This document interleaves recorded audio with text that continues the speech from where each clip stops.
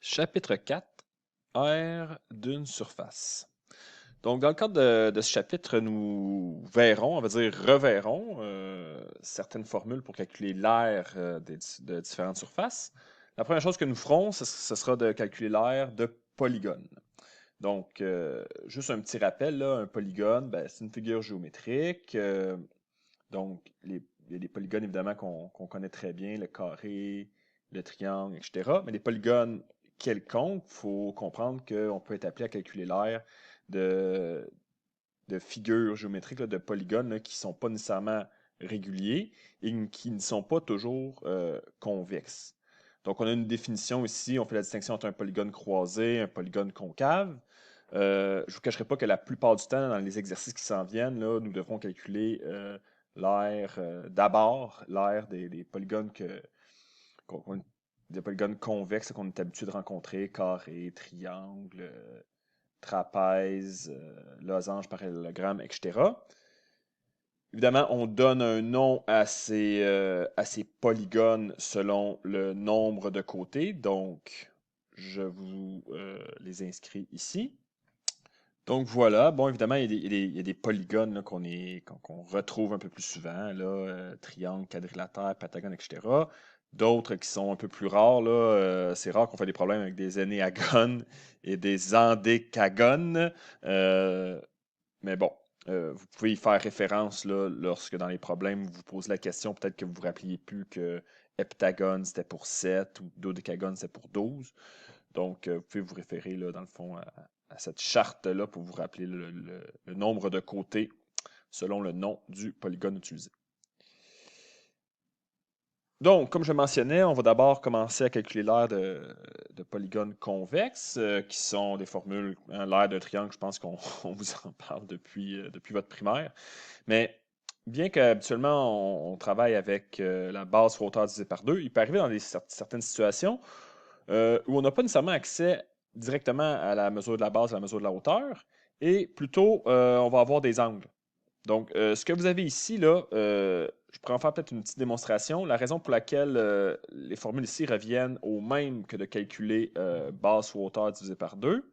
Si, par exemple, j'ai mes côtés ici, bien, la hauteur, donc j'aimerais ça faire base, donc je ferais base ici, la hauteur h divisé par 2. Donc, la base, c'est mon côté A dans ma figure. La valeur de la hauteur, si on essaie de la trouver, disons que nous avons accès à l'angle ici, qui est dans notre vocabulaire l'angle B, puisqu'il est opposé au côté B. Bien, on se rend compte qu'on peut calculer la valeur de H, OK, en utilisant un rapport trigonométrique connu, c'est-à-dire le rapport sinus. Hein. Juste ici, on pourrait dire que sinus de B, côté opposé, c'est la hauteur. L'hypoténuse, c'est le côté C. Donc, H serait égal à C fois sinus de B. Et si ça, je le prends et je m'en vais l'insérer ici à la place de H, on va se retrouver avec la formule suivante, qui est exactement, vous l'aurez remarqué, donc cette formule ici, qui est la même chose que la formule ici. Donc, une petite démonstration rapide, là. Donc, vous voyez, pour calculer l'air, on ne va pas nécessairement faire base sur hauteur divisé par 2. Une autre formule que vous avez peut-être déjà vue, vous avez eu peut-être le temps d'oublier, c'est lorsqu'on a uniquement accès aux côtés du triangle. Donc, on a les trois côtés. Bon, évidemment, avec la loi des cos, en trigo, on pourrait finir par trouver les angles et réutiliser cette formule-ci, là. Mais on a également une formule. Il faut juste comprendre que S, le demi-périmètre, là, qu'est-ce que ça correspond, le demi-périmètre? Ben, c'est A plus B plus C divisé par 2. Donc, le périmètre, c'est la somme des trois côtés. On divise par 2. Ça nous donne la valeur de S dans cette formule. Donc, lorsqu'on a accès à trois côtés, ben, on peut utiliser cette formule-là au lieu d'utiliser la loi d'Écosse. Quoique dans mes exemples tout à l'heure, je vous montrerai, souvent je vais faire les problèmes de deux façons différentes pour vous montrer qu'on peut retrouver le même résultat, peu importe la formule qu'on utilise, bien évidemment. Dans le cas des rectangles, je pense que ça va bien. Base fois hauteur, ben A fois, ben base fois hauteur. A fois B, puisque la hauteur ici est la même chose que la mesure du côté. Dans le cas du parallélogramme, c'est la même chose. Même si j'ai A et B ici, ben, la hauteur, il faut juste faire attention. La hauteur cherchée, là, elle est ici. Là. Donc, juste vous rappeler là, que quand on parle de hauteur pour un parallélogramme, c'est le segment qui est ici. On pourrait aussi l'illustrer ici. Là. Donc, la valeur de H, la hauteur, est représentée ici en jaune orangé. L'aire de trapèze, je pense que ça va bien aussi. Si on a la grande base, la petite base, et on a ici la hauteur. Donc, il faut prendre ici la hauteur, il faut se rappeler, c'est un angle de 90 degrés avec sa base. Donc, vous avez ici la formule qui vient du fait qu'on complète, dans le fond, quand on fait grande base plus petite base divisé par 2, c'est comme si on doublait grande base plus petite base fois la hauteur, on obtient 2 fois l'air, puisque c'est comme si on avait à poser 2 trapèzes l'un sur l'autre. Et on divise par 2, donc, pour revenir à la figure initiale qui est ici.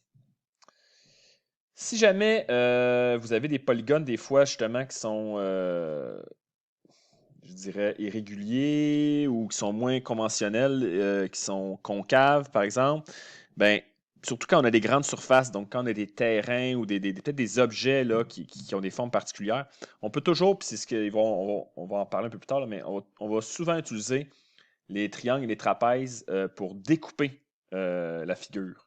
Donc, imaginez-vous ce polygone-ci, là, après ma barre, on ne sait pas trop quoi faire. Bien, vous voyez, j'ai découpé la figure en 4 triangles. Puis là, on pourrait, pour chacun d'entre eux, calculer l'horaire respectif et additionner à toute fin. Vous voyez ici, qu'est-ce qu'on a fait? Ben, la figure, on l'a divisée en trapèze, puis les petits bouts qui restaient, ben, en triangle. Donc, on verra ça un peu plus tard là, dans les applications sur les aires. Nous sommes maintenant rendus à faire 2 exemples pour illustrer les formules que je viens de discuter avec vous. Dans mes 2 exemples, je vais à chaque fois le faire de 2 manières. OK? Donc, au A, on a un triangle où, puis là, il faut toujours se poser la question, qu'est-ce qu'on a accès, puis comment on peut aller chercher le plus rapidement notre aire. Donc, ici, j'ai 2 côtés et un 3e angle. Donc, si on regarde nos formules, celle qu'on va souhaiter utiliser est la suivante. On va écrire que l'aire de notre triangle est égale à, oui, est égal à base fois hauteur divisé par 2, mais comme je n'ai pas accès à la hauteur directement, je vais utiliser la formule suivante, où on va dire que il faudrait peut-être nommer nos côtés, à vrai dire, avant. Là. Donc, si ici, j'appelle le côté, je vais dire ici que c'est A. Ici, je vais appeler le côté B que je ne connais pas. Et ici, je vais appeler ça le côté C. Donc, juste par nomenclature là, du triangle qu'on vient de donner, ben, le 111.13, il faut comprendre que ça correspond à un angle qu'on va appeler l'angle B, qui serait donc ici. Je l'écris à côté juste pour qu'on se rappelle. Donc, j'ai pris la peine d'identifier mes différents côtés. Et là, on va aller chercher la formule. Je reviens un peu en arrière.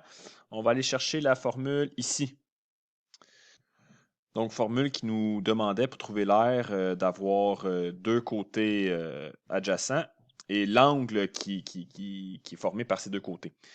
Donc, ici, on revient plus précisément. Nous allons calculer l'aire du triangle, donc en faisant A fois C fois sinus de l'angle B. Tout ça divisé par 2. Ça revient à faire base fois hauteur divisé par 2, là, comme on l'a démontré tout à l'heure. Donc, tout simplement, 2,91 km fois 5 km.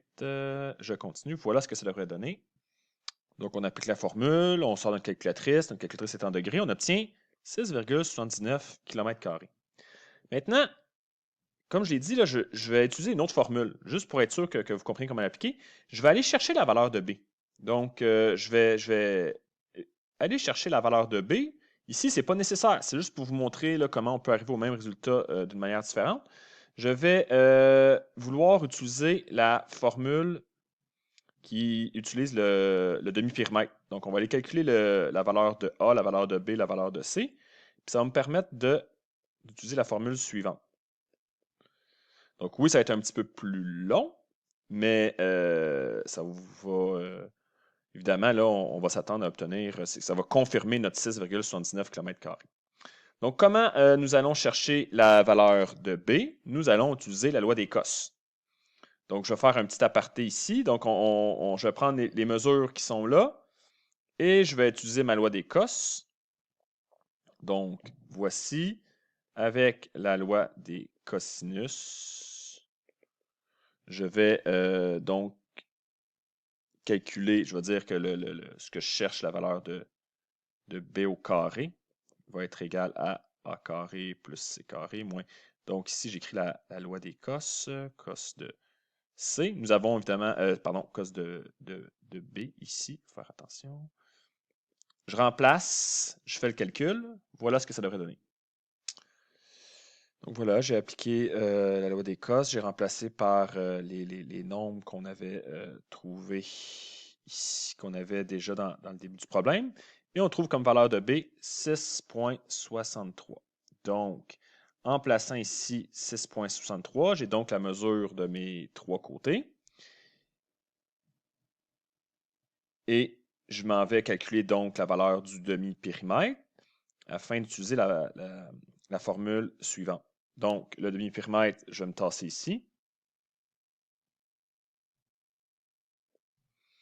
La valeur de S sera de A plus B plus C, donc les mesures de chaque côté. Je divise par 2.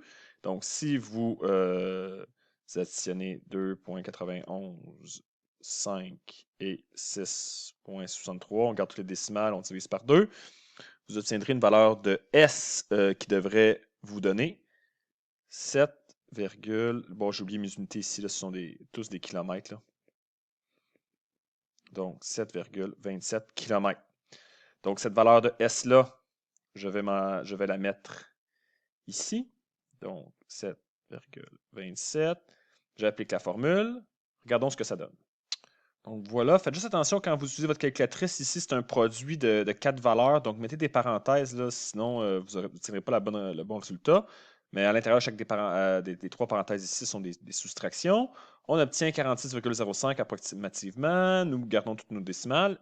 Et ça nous donne, imaginez-vous donc, 6,79 km². Donc, bon, j'ai pas mis mes unités ici, là, à vrai dire, dans un monde idéal, je les mettrais. Quoique j'accepterais à un certain point, ça peut devenir lourd là, de toujours inscrire nos unités. Ici, on sait qu'à la fin, il n'y a pas d'ambiguïté. Ce n'est pas une conversion d'unité. Là, on sait qu'on obtient des kilomètres carrés. Tout était déjà en kilomètres. Donc voilà, on obtient la même valeur sans grande surprise et nous avons, dans le fond, fait le problème de deux façons différentes. Vous pouvez comprendre qu'il y en a une qui a été plus efficace que l'autre. À vous de choisir, évidemment, quand vous avez un problème qui vous est donné. Donc, prochain exemple, dans ma prochaine vidéo, je ferai le calcul d'air du parallélogramme, un peu de la même façon, là, en procédant de deux manières différentes. Donc, continuons nos exemples sur le calcul d'air d'une surface. Nous avons ici un parallélogramme pour lequel on veut calculer l'air. Je ferai le problème de deux façons. Donc, d'abord en utilisant la formule de base du parallélogramme, là, base fois hauteur, tout simplement. Et ensuite, l'autre manière, je découperai mon parallélogramme en deux triangles pour calculer l'air de chacun. Et évidemment, à la toute fin, on espère que les deux méthodes donneront la même valeur, le même résultat. Donc, la première façon, base fois hauteur, on va se donner comme base, disons, le 37,3. Et là, on va se poser la question, quelle est la valeur de la hauteur ici? Donc, la valeur de la hauteur, on va se faire un petit schéma. La hauteur, elle coupe donc le côté 37,3. La hauteur va couper à un angle de 90 degrés. Donc, disons qu'ici, on a un angle de 90 degrés. Le segment de droite qui est là, c'est ma hauteur. Donc, la valeur de h que je cherche est ici. Et comme on a un triangle rectangle, pour lequel, dans le fond, on cherche la hauteur et on connaît un des côtés. Ici, c'est 52,2. Étant donné que c'est un parallélogramme, les côtés opposés sont identiques, sont congrus. On va avoir besoin de la valeur de θ ici. Donc, on va pouvoir utiliser le rapport trigonométrique suivant. On va pouvoir dire que sinus de l'angle θ va être égal au côté opposé sur l'hypoténuse du triangle ainsi formé, donc 52,2 mètres. Donc, on va être capable de trouver la hauteur à partir du moment, on a d'autres choses à trouver, à partir du moment qu'on trouve la valeur de θ sur mon schéma. Pour trouver la valeur de θ, il faut juste se rappeler que la somme des 4 angles, la somme des angles internes d'un quadrilatère donne 360 degrés. Donc, la valeur de θ, ça va être 360 degrés, la somme des 4 angles. Je vais en enlever 2. Il y a 2 angles qui sont congrus. Donc, il y a 2 fois un angle de 136,15. OK. Et le résultat, si je faisais juste 360 moins 2 fois 136,15, ça va me donner, il va me rester l'angle qui est là et l'angle qui est là, qui est dans le fond qui sont les mêmes. On va obtenir une fois θ. On ne veut pas avoir 2 fois θ. On a θ ici, on a θ là. Donc 360 moins 2 fois 136,15 divisé par 2 va donner un des angles qu'on cherche, l'angle θ qu'on cherche, qui est le même que celui-là, qui nous donne, si je calcule, ça doit 43,85. Donc 43,85 degrés, c'est l'angle qui est ici.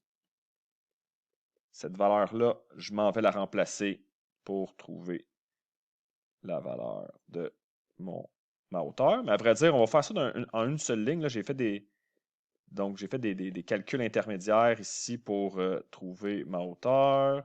Il a fallu que je trouve mon θ. Mais pourquoi ne pas tout aller le remplacer là-dedans? Donc la hauteur, son expression serait 52,2 fois. Puis là, on reconnaît un peu, je ne sais pas si vous voyez, là, ça ressemble un peu à la formule qu'on avait pour calculer l'aire d'un triangle. C'est juste qu'on ne divise pas par 2, parce qu'on fait base fois hauteur. Donc lorsqu'on fait 37,3 fois 52,2 mètres fois sinus de 43,85 degrés, ça nous donne au final 1348,87 mètres carrés. Maintenant, une façon astucieuse de procéder serait de découper mon parallélogramme tout simplement en 2 triangles. Donc, imaginez-vous ici que je sépare avec une ligne en 2 parties égales. J'essaie de faire une ligne le mieux que je peux. On obtient donc un triangle ici qui est isométrique au triangle qui est là. Donc, ce qu'on s'en va faire, tout simplement, c'est calculer 2 fois l'aire du même triangle, puisque les triangles sont isométriques.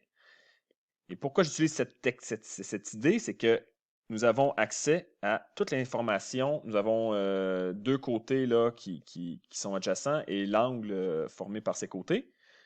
Donc, nous allons tout simplement utiliser comme formule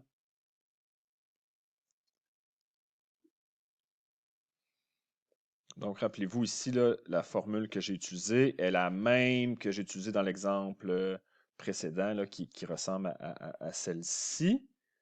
Donc, un peu plus astucieux parce que je n'ai pas eu de calcul intermédiaire à faire. Donc, on calcule ça et sans grande surprise, vous verrez que ça vous donne 1348,87 mètres carrés. Voilà.